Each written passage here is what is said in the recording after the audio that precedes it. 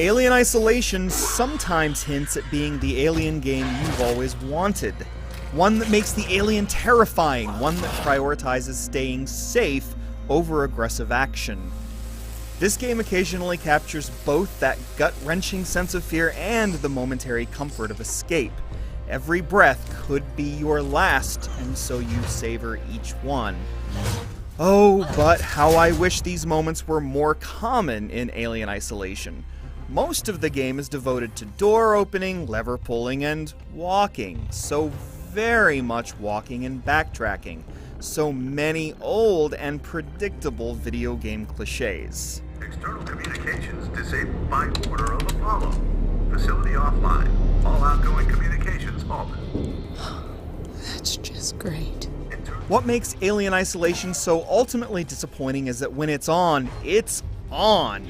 You are Ellen Ripley's daughter Amanda, seeking information about your mother's fate aboard the Sevastopol, a derelict space station home to a remaining population of skittish survivors and a snarling xenomorph drone. The game is at its best when the alien is a clear and present danger. You crouch, slink, and peek around corners and above crates from a first-person perspective, avoiding the glances of that gross and frightening creature.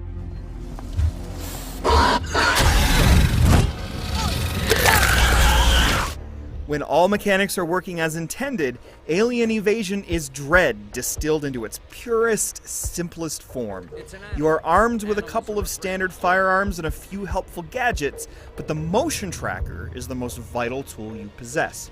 Hold a button and the tracker's dot shows you the relative location of nearby entities, friends and foes alike. The tracker does not tell you, however, if the alien is above you or below you. Hearing the Xeno's clawed feet can paralyze you with fear, and you must battle your basic fight-or-flight instincts when you hear the alien's shuddering exoskeleton.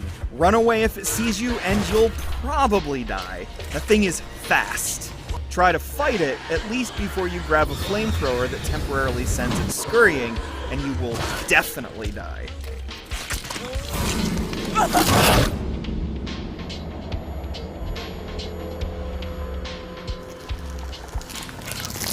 Your best bet is to stay crouched, stay hidden, and stay aware.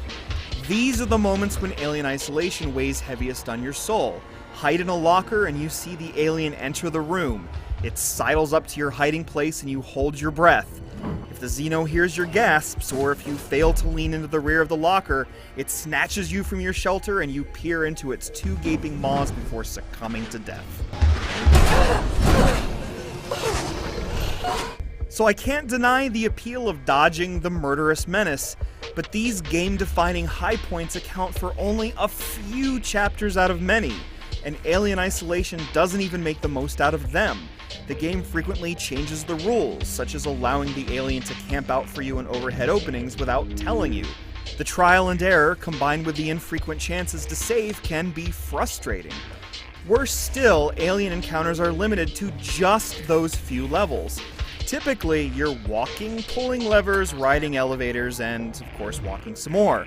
This is the downtime, the time for building atmosphere, and Alien Isolation at least embraces the right 1970s retro-futuristic style. The game itself, however, is not much of a looker, even though the alien itself looks fantastic. Maintenance access and server hub reception.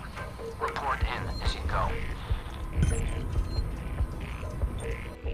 The exploration ultimately falls flat, a victim to backtracking and simplistic gameplay elements devoid of creativity. Many video games feature security cameras that alert the enemy to your presence, but in Alien Isolation, the camera off switch is often located directly beneath the camera. Sometimes you must log into computer terminals to find codes that unlock important doors, but the email with the code might be on the same terminal that does the unlocking. The rewiring stations that allow you to disable cameras may also allow you to manipulate the Sevastopol's air purification mechanism, but rarely does this have a meaningful effect. Androids serve as your most frequent foe in Alien Isolation, and they're common enough that it's tempting to bash them straight on with a stun baton. A typical synthetic turncoat won't take too kindly to a direct attack, though, and will aggressively fling you at a nearby wall, if not outright choke you. The first-person perspective makes becoming a synthetic's personal yo-yo frightening and disorienting. You feel Ripley's fear as you desperately scan the environment, seeking a clear path through danger. Other synthetic encounters are simply ridiculous, though. To deal with synthetics is often to engage in a silly game of tag, in which you lead a few androids around in circles until you buy yourself enough time to turn and toss a Molotov cocktail at them. It's an encounter with synthetics at the bottom of a late-game elevator that sends Alien Isolation zooming off the rails. The game tries to mimic an action game poorly before reaching its unsatisfying conclusion, more than a dozen long, often boring hours after you started. Alien Isolation provides us a glimpse at the ultimate Alien game. It's too bad that brief glimpse is surrounded by so many hours of uneventful filler.